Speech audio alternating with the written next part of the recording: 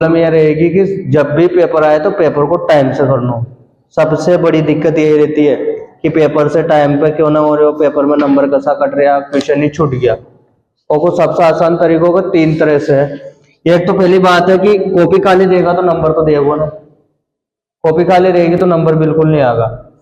दूसरी बात है कि अगर कॉपी खाली रही तो नंबर आना ही नहीं। और दूसरी बात यह रहेगी कि आपको सबसे पहले कुछ बातों का ध्यान रखना है। पहली बात, सबसे पहले तो पेपर जैसे हाथ में आता है आपको क्या पढ़ना है, इनमें रोल नंबर, जो भी आपके रोल नंबर रहे पेपर में, ठीक है, पहले तो ये पढ़ना है इसमें। दूसरी क्या रहेगा कि 3 प्रकार से, देखो अपन को बच्चे रहते 3 प्रकार से। वो 3 प्रकार के बच्चे कैसे रहते हैं? एक तो रहता है कि जल्दी जल्दी पेपर पढ़ता है, जल्दी जल्दी पेपर पढ़ने लग जाता है। अब जल्दी जल्दी पेपर भी जल्दी जल्दी करने लग जाएगा वो। दूसरे प्रकार का बच्चा रहता है कि धीरे धीरे पढ़ेगा और पेपर भी धीरे धीरे करेगा, ट्यूशन छूट जाएंगे। अब देखो आपको इन दोनों तरीकों को ना अपनाकर, न तो ज्यादा जल्दी और ना ज्यादा धीरे, उसको पढ़ना है, समझना है और फिर ही ट्यूशन को करना है। ट्यूशन जैसा आपने जो भी आपका सिलेबस दिया है, जो भी आपका सिलेबस दिया है, जैसे आपके सिलेबस में जो भी कुछ है तो सिलेबस के हिसाब से, ऐसे जैसे थोड़ी कि आपने नोट्स लिखे, साहब के हमने तो नोट्स लिखे थे, है ना, नोट्स लिखे थे और नोट्स में तो सर ने लिखाया था तो यही आएगा, ऐसे नहीं आता है। बोर्ड परीक्षा में हमेशा क्वेश्चन घूम के, बोर्ड परीक्षा में क्वेश्चन कैसा आएगा? हमेशा घूम के आएगा। घूम के आएगा तो अपन को करना पड़ेगा उसे। अपन को क्या समझना पड़ेगा? देखो कि अपने जो हेडिंग डाल डाल के नोट्स लिखाते हैं, क्या हेडिंग मिल रहा है उसमें? हेडिंग मिल रहा है, पीछे कथन वतन उससे कोई मतलब नहीं, अपना हेडिंग मिल रहा है तो अपन को ऐसे ही करना है, विशेष ध्यान रखे। और दूसरी बात, सबसे आपके जो भी लगा सकते हो आप देख लो, साम दाम दंड भेद, कुछ भी अपनाओ, बोले साम दाम दंड भेद, कुछ भी अपना लो, चाहे आप कुछ भी अपनाओ, लेकिन आपको क्या करना है? क्या करना है? आपको बेस्ट से बेस्ट नंबर लाने की कोशिश करना है, कैसे भी करके। साम दाम दंड भेद, चारों चीज अपना लो बोले यार, लेकिन नंबर आने चाहिए, ठीक है। साम दाम दंड भेद का मतलब समझ गया ना? सब समझता है भाई कैसे लाने हैं, ठीक है। तीसरी बात है हमें सबसे कि हमने तो पूरा साल पढ़िया फिर भी नहीं आए हो, क्वेश्चन ना आ रहे हो, ना आ रहे हो, तो देखो सबसे बड़ी बात है, पहली बात तो यह है कि आपको पहला पेज ही, पूरे नंबर लाने के लिए पहला पेज ऐसा लिखना पड़ेगा कि एग्जामिनर को उसमें चेक करने में मजा आए और वो अच्छे नंबर दे। एग्जामिनर हमेशा क्या करता है कि पहला पेज जो रहता है उसको बिल्कुल शानदार तरीके से देखेगा।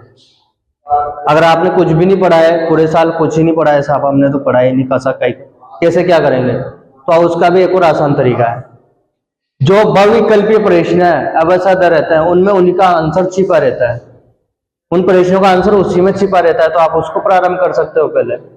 और अगर आपने पढ़ रखा है तो आप उन क्वेश्चनों का चयन करें, पहले उस खंड का चयन करें जिसमें से आपको बढ़िया आते हैं।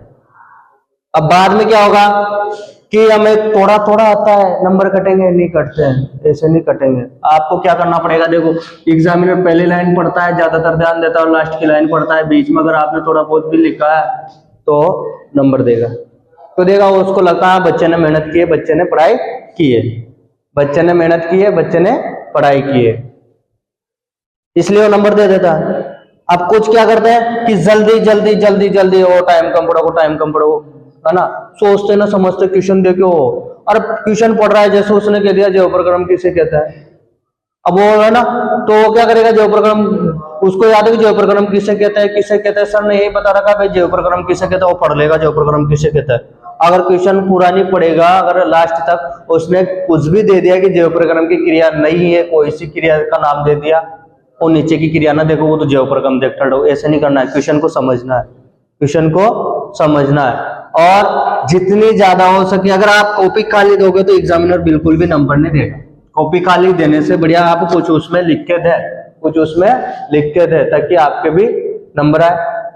तो क्वेश्चन कोई सा भी नहीं छोड़े, क्योंकि माध्यमिक शिक्षा बोर्ड के जो भी पेपर होता है या जो भी डेस्क वर्क के जो भी निकलते हैं उसमें नोट लिखे हुए रहते हैं, परीक्षार्थियों के लिए निर्देश दिए हुए हैं उन्होंने खुद ने कहा है कि सर्वप्रथम अपने प्रश्न पत्र पर नामांकन अनिवार्य लिखिए, यानी अपने पेपर पर रोल नंबर भी लिखना है, उत्तर पुस्तिका जो आपकी कॉपी रहती है उस पर भी रोल नंबर लिखना है। सबसे बड़ी इंपॉर्टेंट चीज ही आपका रोल नंबर है। क्या है? अगर आपने रोल नंबर नहीं लिखा तो आपका रिजल्ट भी कैसा आएगा फिर बताओ? वहां आपको थोड़ी जानते कि मेरा नाम ये है, मेरा नाम नहीं, वहां रोल नंबर को जानते हैं। तो रोल नंबर एक एक एक एक सही 60 लिखते थे रोल नंबर। दूसरी बात क्या करोगे? दूसरी बात उसमें यह देखना है आपको, उसने दे रखा है नोट की सभी प्रश्न हल करना अनिवार्य है। अरे जब अपन ने कह दिया कि साम दाम दंड भेद कुछ भी अपनाओ, लेकिन सारे प्रश्न अपन को करना है। और बेटा और जैसे नोट्स रहेंगे ना कि सर ने टॉपिक लिखा दिया, तो बिल्कुल वैसा नहीं आएगा बोर्ड को, मतलब ही कहीं क्वेश्चन घूम फिर का आएगा।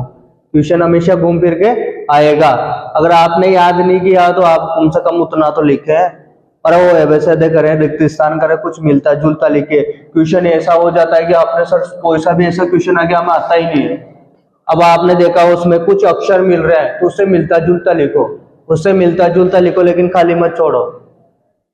ऐसा कोई सा बच्चा है कि यार जो एनसीईआरटी बुक हुई या पासबुक हुई या कोई भी डेस्क वर्क हुई ऐसे कैसे छाप देगा? नहीं, वो मिलता जुलता लिखता है और एग्जामिनर को लगता है इसने मेहनत की है, पढ़ाई की है, और वो नंबर देता है, वो नंबर देता है। ऐसा थोड़ी कि है मैं अकड़ी पाई है जो सब ऐसे लिख देगा क्या? कोई नहीं लिखता है। और आप वही गलती करते हो, क्वेश्चन तो मेरा समझ में ही नहीं आ रहा हो, ये तो लिखा है ही ना, ये तो करो ही ना, क्यों ना कर भाई?